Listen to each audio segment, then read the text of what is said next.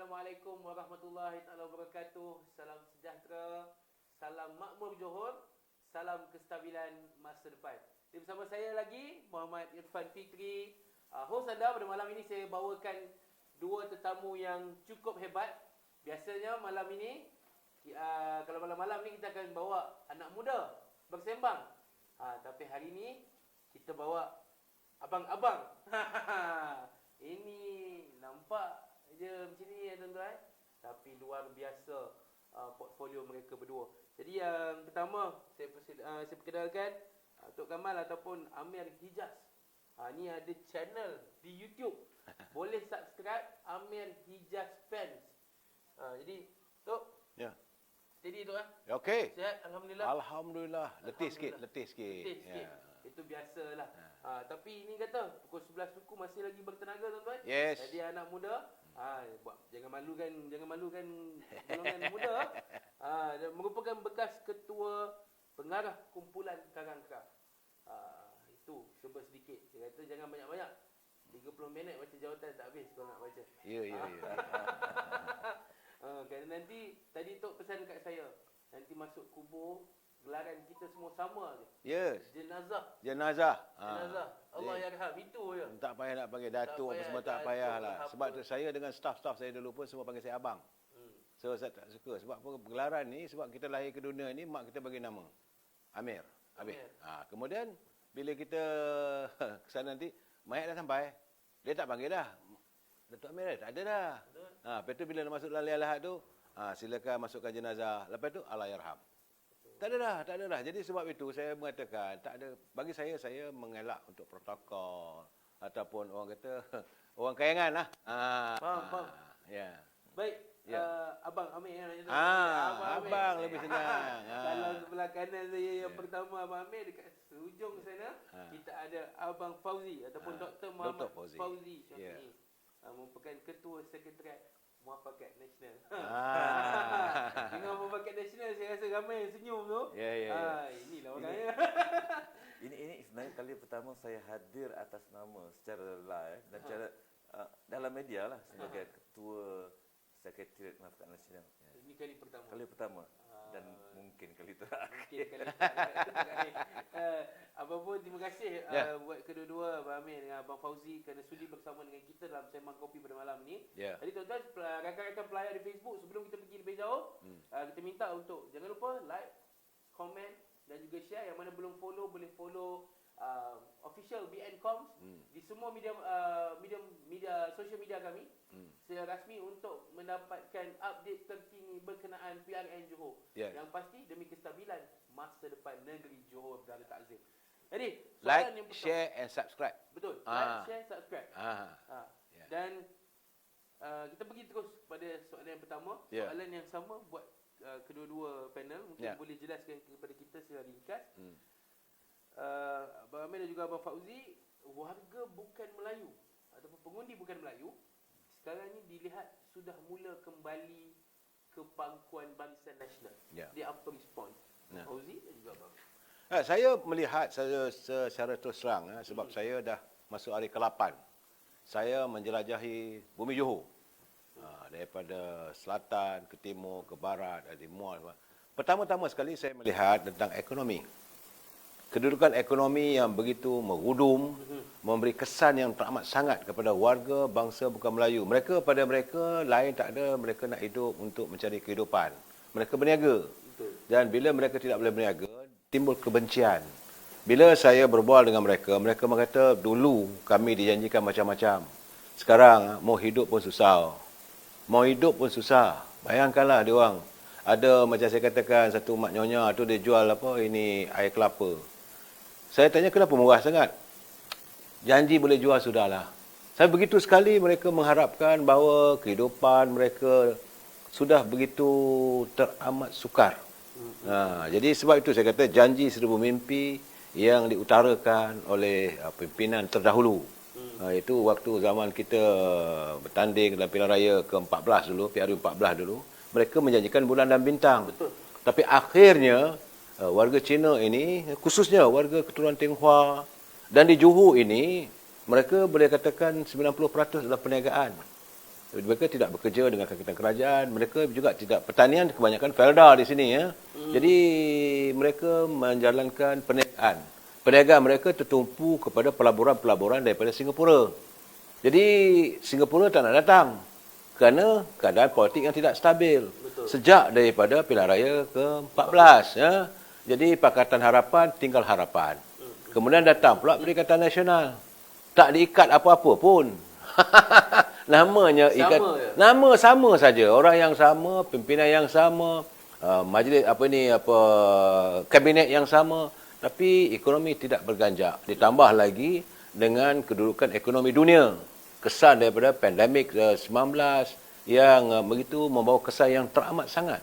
Rakyat terasa sangat-sangat. Jadi saya ketepikan soal rakyat, tapi kita fokus kepada warga bangsa bukan Melayu, khususnya Cina dulu, mereka terpengaruh. Sebab itu kalau saya lihat dari segi data-data pilihan raya 14, kebanyakan calon-calon disokong oleh pengundi-pengundi bukan Melayu ini, sebab itu mereka mendapat lonjakan begitu tinggi. Betul. Kan? Tapi hari ini saya yakin mungkin kali ini ramai di kalangan mereka yang hilang wang pertaruhan. Sebab sudah ada dendam di hati mereka. Dia orang ni dendam tau. Kalau beliau tak cari makan, sebelum orang mati, lu mati. Itu dendam dia orang tu tidak lagi untuk bersama dan mereka memilih untuk bersama dengan Barisan Nasional. Itu pandangan saya. Tak ada doktor, macam mana doktor? Doktor macam mana? Ya, saya semalam Ya. saya ada membuat tembual dengan bekas adun MIC. Dan hari ini dengan Doktor, malam-malam ni cakap kuat sikit lah. Doktor jangan Tak dengar slow. Dengar dah, tapi doktor cakap dia slow. Nak laju sangat. lagi? Kuat Mengantuk. Semangatlah Dia sikit rancak doktor. lagi. Doktor ni betul lah. kita ramai. Sorry, Ram, kena tegur Ram. Kena berani. Kita anak muda kena berani menegur. Okey, sila. Kita orang baik-baik. Ya, okey. Kan suara kita sedap orang dengar. Sila Baik, doktor. saya ingatkan mikrofon dekat sangat, takut Tak menjerit. juga. Boleh, dia boleh kontrol. Boleh kontrol. Boleh, admin boleh kontrol. Menjerit Terima boleh kasih kontrol. Tak ada banyak-banyak. masalah. Orang biasa dengan admin ni kan. Ya. Orang ada live sendiri. Ya, profesor-profesor ni begitulah. Orang kat universiti ni dia cakap Sopan santun. sopan santunnya. Dengan saya berlasah aja kan. Sila dok. Okey, baik. Ya. Semalam saya ada interview ni. Dengar kuat Dengar. you kena testing voice tu. Jumpa dengan saya ada interview dengan bekas Adun MIC. Dan hari ini saya berbual naib presiden, naib MIC. Mereka memberi maklumat yang sama kepada saya sebab tadi Tok Kamal cerita tentang bangsa Cina. Hari ini saya cerita tentang bangsa India. Mereka menceritakan kepada saya bahawa memang orang-orang India sendiri pun banyak sudah kembali kepada PN. Serik itu memang serik. Kalau dulu mereka terbawa-bawa dengan tsunami pemikiran, perasaan untuk ini. Mereka terbawa-bawa dengan slogan ini kalilah, cubalah sekali. Dan bila cuba sekali mereka serik. Ada diberitahu kepada saya, kalau untuk di kalangan orang India, pada PRU 14 sekitar 15% or that about yang mengundi BN. Kali ini saya sampai pada 50-55% kembali semula. Dan bermula dengan Cameron Highland di Tanzania dan tempat-tempat lain. Dan saya ingat Walaupun doktor, suka nak potong saja. Saja kacau you. Okey. Saya suka gegar dengan Ya, okey. Walaupun jumlah pengundi India cuma sekitar 7% di Johor ni, 7.3% to be exact. Tapi dia memainkan peranan penting terutamanya dalam bila banyak bilangan calon-calon yang bertanding. Mana sedikit undi itu amat penting. Jadi kita jangan perkecilkan yang kecil. Dan jangan terlalu membesarkan yang besar yang mungkin meninggalkan kita. Betul. Ya. Dan saya gini Irfan, saya melihat kali ini rakyat menuntut janji Mat Sabu. Mat Sabu dalam ceramah-ceramah dia kata, berilah kami peluang sekali penggal. Kalau kami gagal, undilah balik. Sebab itu warga Johor saya yakin dia kata kalau mereka balik kepada Barisan Nasional, dia Pakatan Harapan tak boleh nak marah. Betul. Sebab Mat Sabu kata bagi kami tengok macam mana pembinaan kami. Kami janjikan ada macam itulah janji bulan bintang tu. Dari bulan madu dia tu. Dengan akhirnya yang katakan manifesto itu bukan kitab suci kan. Jadi akhirnya hari ini rakyat akan minta balik pada Mat Sabu, jangan marah pada kami sebab you kata dulu nak sepenggal. Ha. Ternyata sepenggal gagal. Kan? Saya tak nak bagi sepenggal. Ha? Kita bagi 22 bulan cukuplah. Tapi mereka cakap 22 bulan ni tak cukup sepenggal. Macam mana kami nak buktikan? Tak bagi. Tak dia- payah bagi sepenggal. 22 bulan pun dah sakit. Dah 22 perit. bulan pun dah huru-hara. Kalau Kamar ni baik sangat. kalau Bagi sepenggal. 22 bulan dah jadi hau-hara, hau biru, bayangkan kalau sepenggal, berapa ramai. Saya tengok data, saya dapat lebih kurang 79 orang bunuh diri waktu Perikatan Nasional, kan. Bayang, dan kejadian bunuh diri itu bukan hanya melibatkan bukan Islam. Yang Islam, warga Islam pun mereka sudah lupa tentang pegangan agama mereka, akhirnya bunuh diri kerana tekanan hidup yang amat sangat. Betul. Dan jumlah perceraian suami isteri. Tengok interview dengan Ustaz lawyer syar'i Ustaz Fasaluddin. Dia menyatakan bahawa jumlah perceraian paling tinggi berlaku waktu zaman Perikatan Nasional. Dan yang paling penting, banyak isteri-isteri yang kena seksa.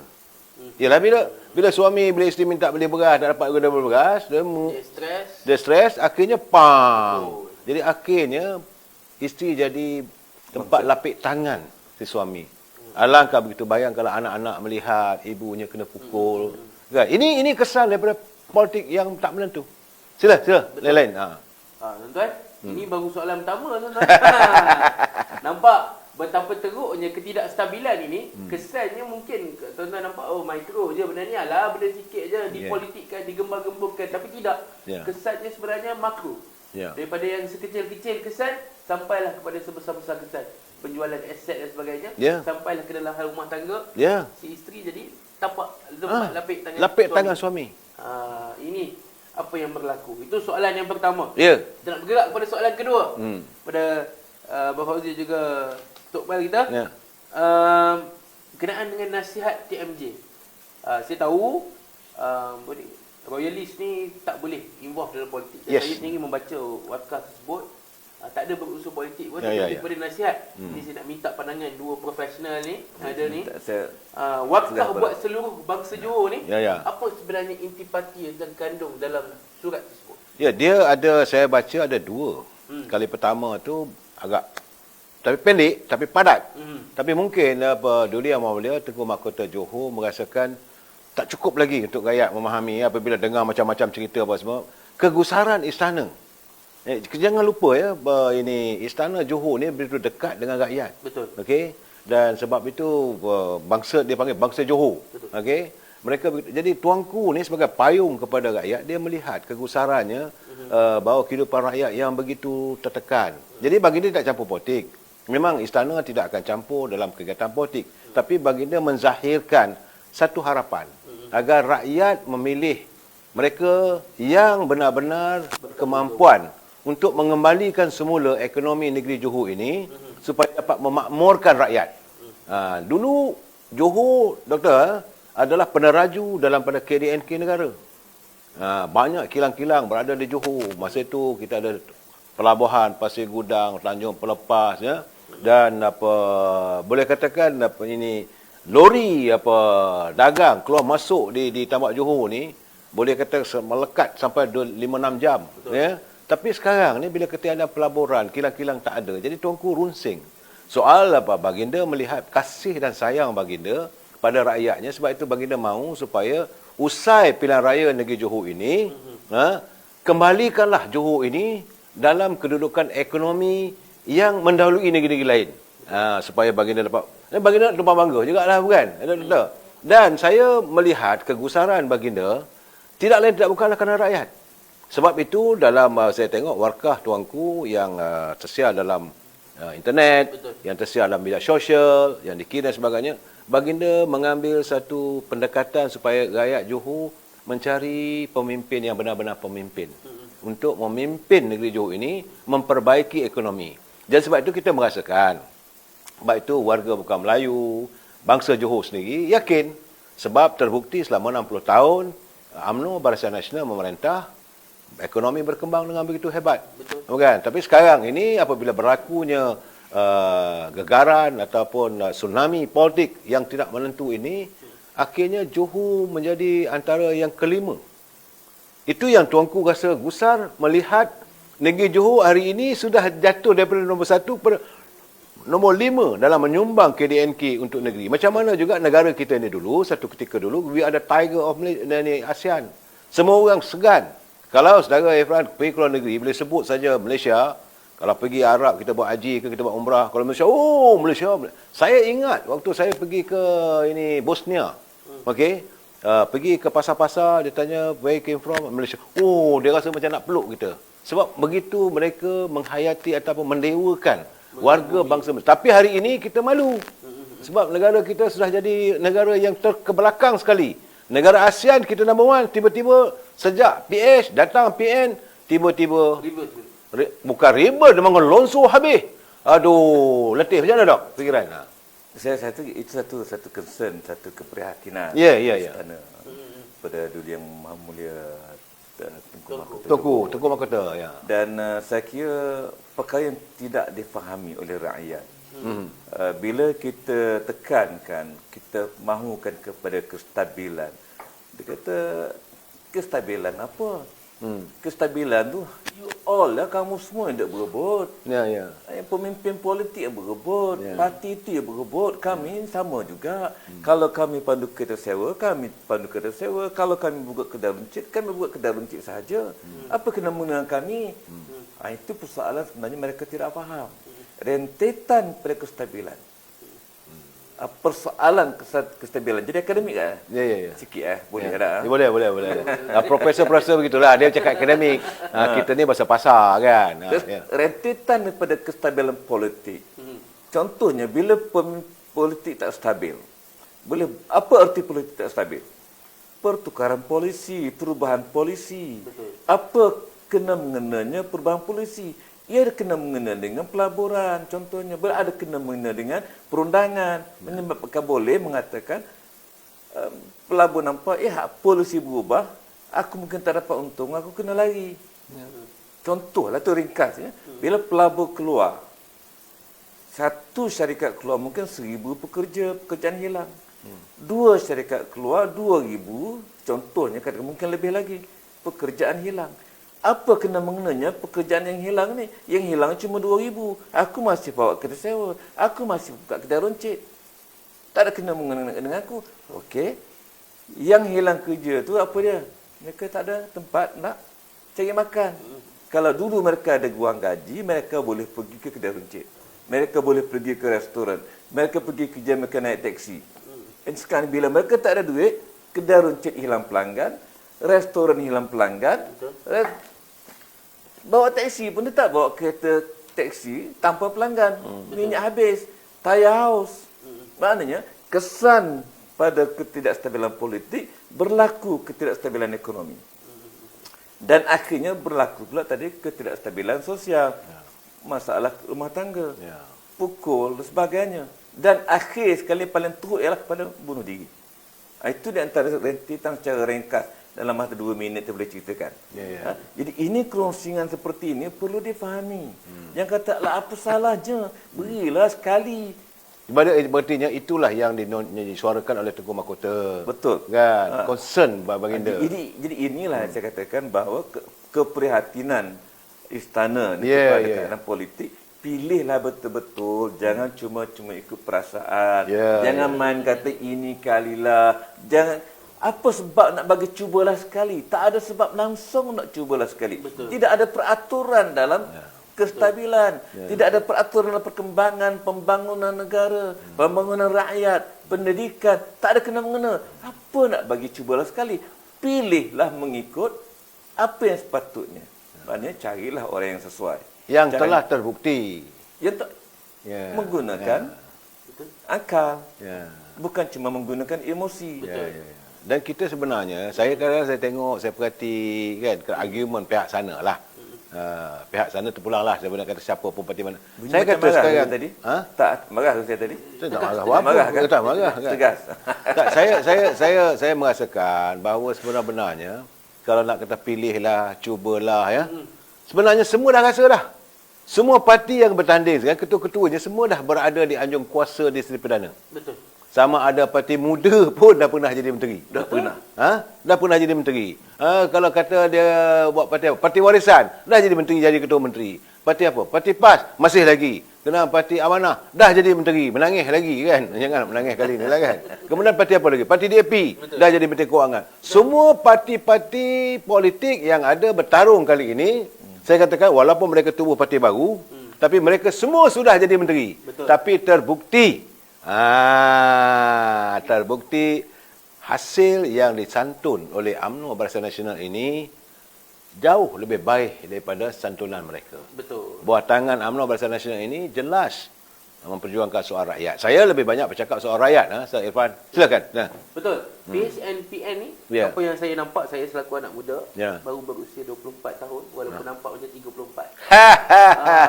They fail to deliver. Ya. They fail to deliver. Dan disebabkan they fail to deliver dan kegusaran istana, saya rasa ini berlaku di semua negeri. Saya pun di Perak pun, Ya. Tuanku Sultan Asyik mengatakan, kena ada yang stabil. Ya. Yang stabil, jangan asyik bergaduh. Hmm. Kenapa bergaduh? Sebab tak satu kapal. Ya.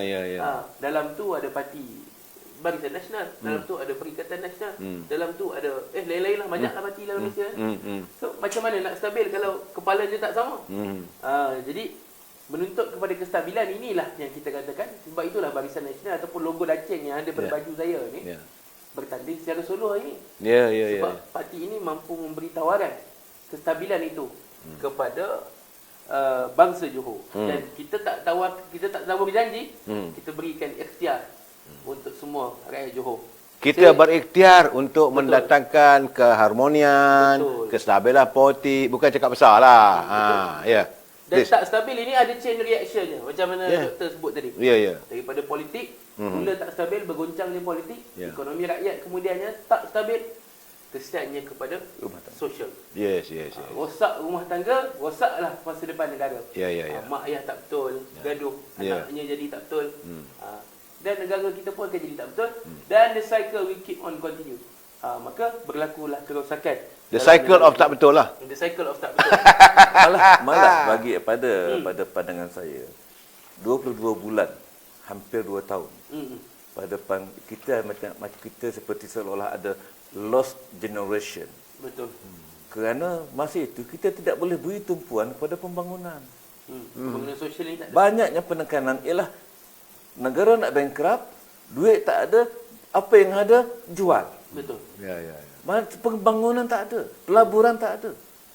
Doktor dah nak masuk soalan ketiga. Oh, dah nama Sila. Ya. Tak cerita soalan tak sebab tak ada soalan bocor. Ini ada kaitan. Sebab tak ada Ini soalan bocor. kaitan berkenaan dengan pembangunan sosial ni. Ini soalan yang ketiga kita masuk. Okey. Abang Amir dan juga doktor. Pengaruh anak muda dalam PRN Johor. Saya selaku anak muda, saya mengaku saya didedahkan dengan politik yang tidak membina. Ya. Politik kebencian, politik mengatur orang. Ini Ya. saya disajikan ini daripada 2018. Apa sudah jadi dengan negara kita? Ya. Okey, Abang Amir. Saya seorang bapa Yep. dan saya juga seorang atuk. Saya harus mendidik anak-anak kita dengan budi bahasa. Tapi kalau dah maki hamun apa semua, adakah ini budaya kita nak semaikan anak muda?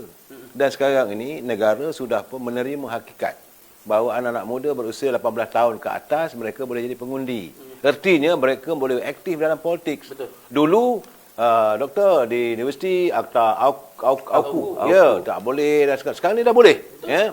Jadi anak muda dihidangkan dengan satu politik yang kalau kita dengar pemimpin itu maki hamun parti yang kelongkang apa semua kan.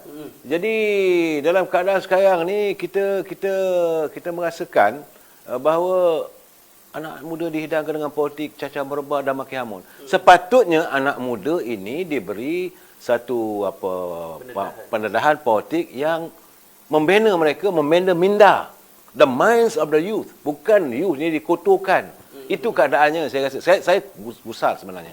Betul. Politik di Johor kali ini saya amat khawatir bahawa anak-anak muda kita didedahkan dengan politik yang bukan cacah merebah saja, yang lebih bersikap biadab. Maki hamun. Sila doktor. Ya, saya sebenarnya kalau saya perhatikan dari segi peradaban yang kurang. Ya. Semakin kurang, semakin terhakis. Ya. Kalau saya lihat semula dalam peradaban kita, Ya. masalah maki hamun bermula awal tahun 80-an. Ya. Sejak awal 80-an. Masa itu, Irfan tak ada lagi. Tak ada. Saya Tak ada tahun lagi dunia.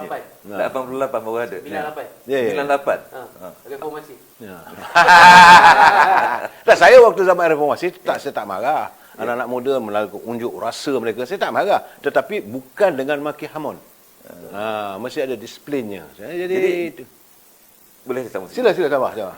Sebab kita ni out of ni masa ni anak-anak muda nak tidur, besok nak kerja. Dia nak tidur ni. Kalau kita lewat sangat ni kesian, besok jauh kerja. Oh, betul. Saya otak masih. Dan saya baru nak bangun pagi besok nak dengar parlimen sama ada isu EPF ni okey tak okey lagi. Bukan boleh harap sangat tu pembangkang-pembangkang ni. Dan berapa orang pula kena keluar daripada dewan lah. Berbalik sebenarnya pada soalan yang dilontarkan oleh Irfan tadi tentang hidangan maki hamun ataupun politik character assassination. Ya, ya. Maknanya kalau dulu ada, tetapi pada hari ini terlalu banyak, terlalu melebar, terutamanya bila kita ada media sosial yang menjadikannya berkali-kali ganda lebih buruk daripada zaman sebelum ada media sosial. Jadi saya rasa ini bukan satu pembinaan masyarakat, pembinaan masyarakat bertamadun. Bukan masyarakat untuk membawa kepada umranul alam. Ya. Kepada Irfan tengok apa benda umranul alam. Kita sengaja bagi dia istilah baru sikit. Ya. Kemakmuran alam maksud dia. Mana tidak ada kemakmuran. Yang ada cuma caci, maki, karakter assassination, memburukkan orang. Tapi kalaulah kita bina melihat kepada kemakmuran, caci maki semestinya tidak akan membawa kepada kemakmuran. Ya. Tidak akan membawa kepada peradaban. Ya. Tidak. Jadi apa yang membawa kepada peradaban ialah sesuatu yang boleh mengangkat martabat. Kita memuji orang. Kita melihat kepada apa isi, konten, pengisian yang sebenarnya, bagaimana nak bawa masyarakat dan negara ke arah satu tahap yang lebih tersusun, yang lebih baik. Lontarkanlah polisi. Ini polisi tak ada kerja maki hamun. Sebab nampak polisi tak boleh. Janji paling banyak, janji jadi tak boleh tunai. Sebab dia cuba nak memberikan seolah-olah mereka mampu membuat benda yang mereka tak boleh buat. Jadi ini berlaku. Jadi akhirnya bila didedahkan mereka tak mampu laksanakan apa mereka janjikan, mereka marah, mereka jadi kecewa, yang keluarnya ialah maki hamun. Itu dia. Kan saya ingat anak-anak muda saya kesian besok nak kerja. Kan sekarang pukul apa ni? Saya baru nak panas itu. Betul, tapi dah 11.55 kesian lah. Kita akan bersiaran sehingga jam 11.55. Okey. Ada masa lagi. Ada masa lagi. Okey. Tak, bagi saya yang paling penting Irfan, anak-anak muda ni nak tidur kena tidur awal, badan kena sihat. Betul. Sebab besok nak kerja. Yang bekerja, yang nak bawa Grab tu supaya mata dia bercerah, tak ada terkorek tepi jalan pula. Kita tak mau begitu berlaku. Bahaya mereka. Inilah yang diberikan oleh Pakatan Harapan Perikatan Nasional. Anak-anak muda kita, mereka tidak dididik dengan politik membina jati diri. Mereka tidak diberi kematangan berpolitik. Sebaliknya, mereka dihidangkan. They corrupt the minds of the youth. Ini yang paling saya takut. They are corrupting the minds of the youth. Jadi kalau pemimpin melakukan corruptions of the minds, ini lebih bahaya daripada corruption yang lain. Bila mind anak-anak muda sudah terarah untuk menjadi seorang yang tidak lagi menghormati. Bahasa mereka sudah jadi bahasa yang lentang pukang. Betul. Kan? Bila mereka menuduh itu, menuduh ini dan melupakan soal rule of law. Anak-anak muda dididahkan supaya tidak lagi menghormati hukum ni keadilan. Kita ada mahkamah, biarlah mahkamah show the cause. Biarlah mahkamah menentukan keadilan tu. Yang kita pula mengatasi undang-undang apa nak tuduh. Saya tidak tuduh you. Perompak, penyamun apa semua. Sedangkan mahkamah masih bicara. Apakah mereka nak corrupt the mind of the youth? Itu pandangan saya lah, Doktor. Doktor ada tambahan? Saya tak ada tambah lah, cukup. Untuk hal itu cukup. Sebab tadi cakap banyak tadi. Kita nak bagi soalan lain kalau ada. Kita ada soalan terakhir. Ya, okey. Soalan terakhir ni menarik. Saya suka. Sebab ini berkaitan dengan kenyataan Tuan Presiden UMNO. Ya. Pengerusi Barisan Nasional. Berkenaan muafakat nasional. Ini kita biar doktor jawab dulu sebab dia Chief Secretariat. Macam jemput saya nak kenakan saya. Kita dah lama rancang Doktor. Ya. Doktor lalai. Ini kenyataan Presiden yang disiarkan semalam dan juga hari ini di media masa. Tiada lagi pembaharuan kerjasama dalam muafakat nasional. ataupun tiada lagi membuka lembaran baru. Jadi apa pandangan doktor? Saya sebenarnya sebelum saya pandang, Ha, rasa saya terlalu sedih. sedih. Saya rasa memang amat kecewa dengan apa yang berlaku. Hmm. Bukan sebab kerana saya berpotensi untuk hilang jawatan. Ya. Tidak. Itu tak ada masalah langsung. Ha. Kita malah saya sedang buat kerja lain pun. Betul. Untuk selama setahun yang MN tidak ada aktiviti. Itu bukan masalah bagi saya. Tetapi bagi umat ini sewaktu kita melihat tayangan menangis di pentas di PWTC, Betul. harapan ialah UMNO dan PAS boleh mendapat 2/3 majoriti dalam PRU 15. Tetapi harapan ini dihancurkan bila berlaku beberapa peristiwa selepas itu. Jadi saya tak nak panjang pula suruh pendek ni. Cuma saya katakan kerana keperasaan saya, itulah kesedihan yang melanda setiap umat Islam di Malaysia ni. Harapan sudah ada. Kita boleh menang 2/3, kenapa nak dihancurkan harapan itu? Kenapa dibiarkan dengan hadir dengan macam-macam persoalan, macam-macam karakter assassination, pembunuhan karakter, semata-mata bila sudah mendapat kuasa. Itu persoalan kita. Dan apabila yang berhormat Presiden buat pengumuman, itu saya kira macam dah final nail the coffin lah. Betul. Bagi saya lah. Ya, ya. Paku terakhir kepada keranda. Tap dah paku, tak adalah boleh buka lagi dah. Buka. Ya. Maknanya,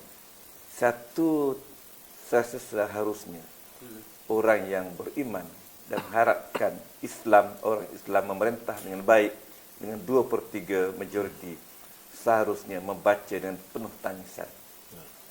Itu seharusnya. Bukan masalah saya katakan ruginya UMNO dan ruginya PAS. UMNO dan PAS hanyalah dua buah parti politik. Tetapi yang rugi ialah peluang untuk umat Islam. Contohnya, kita ada masalah yang baru-baru ni timbul di Perlis. Masalah undang-undang yang tidak boleh diselaraskan. Masalah penekanan agama. Itu kita katakan paling kecil, tidak antara yang kecil. Jadi masalah begitu besar. Betul. Kerana kita tidak boleh merubah perlembagaan untuk menjadikan ia lebih harmoni. Kita tidak ada kuasa 2/3 untuk merubah perlembagaan. Perlembagaan tidak akan boleh diubah tanpa ada majoriti 2/3. Peluang itu sudah hampir hadir. Tetapi dimusnahkan oleh tindakan-tindakan yang mungkin dilalaikan oleh kuasa dan juga peluang-peluang yang lain. Saya memang hal itu saya sangat sedih. Itulah komen saya. Saya melihat bahawa macam mana berkali-kali saya cakap apabila mengundang PBM mengundang Parti Pemimpin Bersatu menyertai Muafakat Nasional, saya umpamakan seperti mengundang seekor ular berbisa berada dalam kelambu. Tunggu sajalah kamu akan dipatuk, maka akhirnya Muafakat Nasional itu hancur berderai. Saya salahkan pada pimpinan dan lebay-lebay tertentu.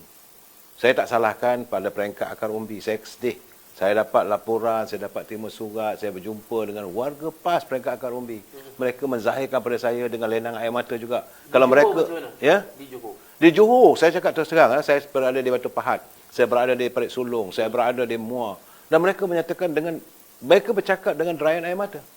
Kerana kalau mereka menangis waktu saat kita menandatangani piagam Muafakat Nasional, kali ini mereka menangis melihat kehancuran Muafakat Nasional yang dibina dengan penuh keikhlasan.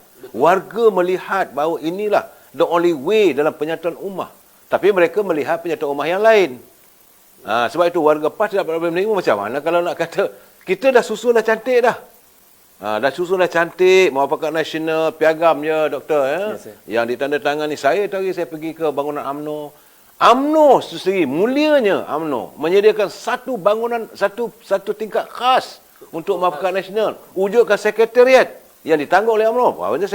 Ketua sekretariatnya Dr. Fauzi untuk menyantuni Muafakat Nasional. Tapi lebay-lebay yang ada ni, minta maaf cakaplah. Minta maaf saya cakaplah. Mereka hanya menjadikan ini sebagai retorik politik. Betul. Tidak lain dan tidak bukan hanya untuk mengagih kuasa. Dapat kuasa, put aside whatever Dewan Perwakilan Nasional, yang penting aku nak berkuasa. Lebay nak buat macam mana? Takkan lebay nak menipu, kata rakyat Tompel kan. Akhirnya kita tak Saya berdaya. kerana berada dalam Ya, okey saudara, buku dah punya sekian. berada dalam mesyuarat yang menentukan keputusan-keputusan itu.